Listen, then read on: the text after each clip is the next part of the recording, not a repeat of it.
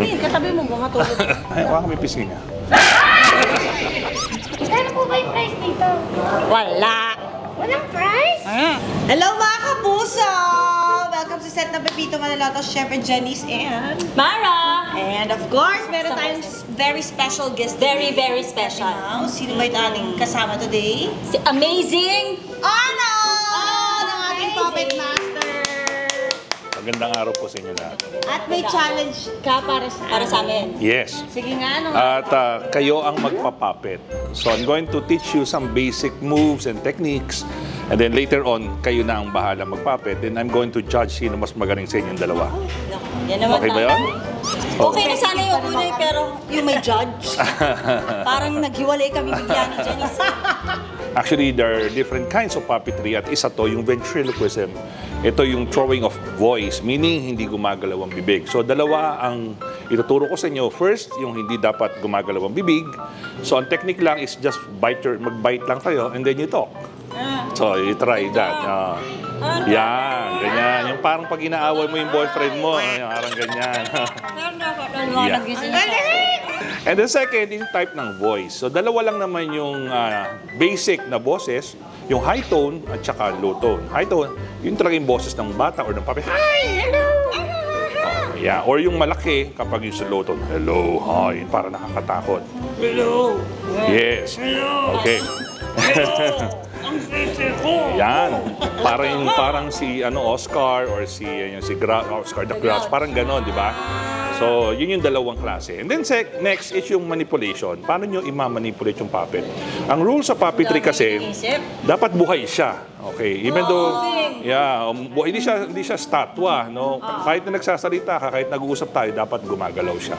May tama rin pagbukas ng kamay. For example, basic lang, 1 to 10, gawin natin na ginagamit natin kamay natin. Ready, go. 1, 2, 3, 4, 5, 6, 7, 8, 9, 10. If you notice, yung 7, may mali kayong ginawa doon kasi dalawang syllables. 7. So, kung paano siya? Yan, yes, para bumuka. At hindi bumubuka na pa ganyan. Hindi naman tayo ganun magbuka ng bibig eh. Baba lang. So, thumb lang. Medyo gumagalaw yan, pero most of the time, yung thumb ang gumagalaw. Para yung puppet hindi gumagano ng mukha. Okay? So, isasama natin ang aking suking-suki na si Diego. Ayan, siya yung madalas kong kasama sa mga parties or events. Hi!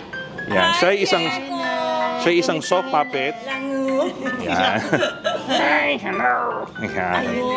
Okay, so siya yan. So si Diego. Ikaw So, naman kaya? hindi, kaya yan. So, for example, bahala kayo sa storyline nyo. Maiksi lang, hindi natin kailangan yung mga haba. Like for example, babati siya, pakilala siya. O sige, bumati ka sa kanila. Ha? Bumati ka. Ano? Sabi mo, hi. Hello. Hindi hello. Hi. Hi? O hi. Hello. Hindi nga hello eh. Hindi hello. Akin. Hi. Hello. Bakit ka ba hello ng hello? Bakit ka hi ng hi?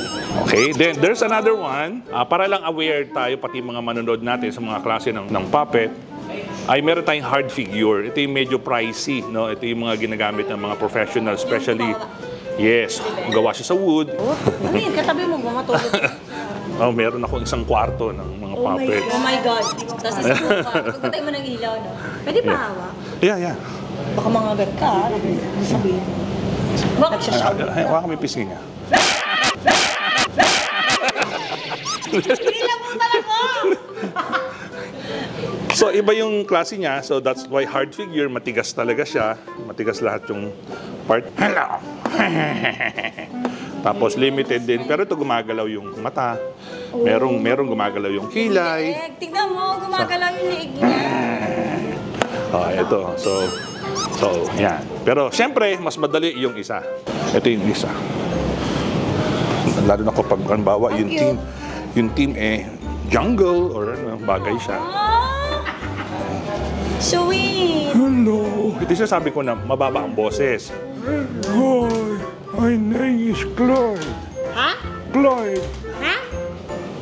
Clyde. Glide? Clyde. Yan. Okay? So, testing natin ha. Papahawak ko sa inyo si Diego.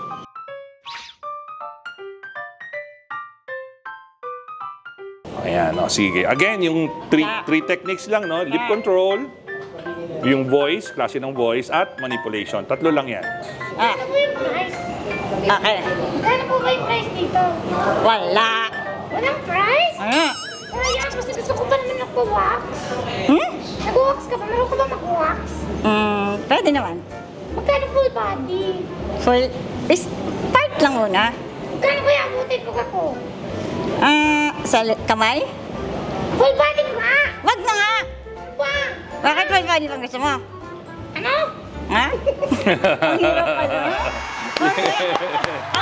Alam mo, ang pinakamadali, yung ganito lang. Pag Yeah. na-botox ka ng todo-todo, ganito. Totoo yun, totoo yun. Aliw, mahirap nga lang Yes, ito. yes. Oh, talagang practice pa rin. Yan. Maganda yan if you have kids also, no, you can use puppetry sa pagtuturo ng... Ano, ibibigay mo Yeah. to sa amin? Pwede kayo magturo. Oh, very effective yan for kids talaga. For teaching, for entertainment. Thank you, Thank you sir. so much. Maraming salamat din po sa pag-imbita sa akin. Maraming salamat. Ayan, pag gusto po nila kayo sa mga party nila. Ay, yes po. Just search my name on any social media. Amazing Arnold. Lalabas na po lahat yan. Yan, amazing. Ano pong gusto, may mensahe po ba kayo kay Amazing Beto? Ay, oo. Pareho naman kayo. Oo, sana magkaroon ng regular puppet character dito sa show nyo. Oo, di ba? Kahit nasa likod lang ng counter. Oh, may puppet character. Galing. Lalo na. Thank you.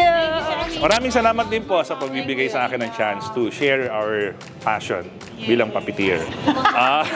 Parang hindi na namin. Parang hindi na Oh, namin in terms of yung technique, no? Si Ma'am Maureen ang nakita ko talaga na. Tsaka birthday niya eh, siyempre. Birthday mo pala. Yeah. Dahil birthday mo siya, nanalo talaga eh. Yay! Ayun lang mga kapuso, sana nag-enjoy kayo. See you next time. Keep watching Pepito. Bye!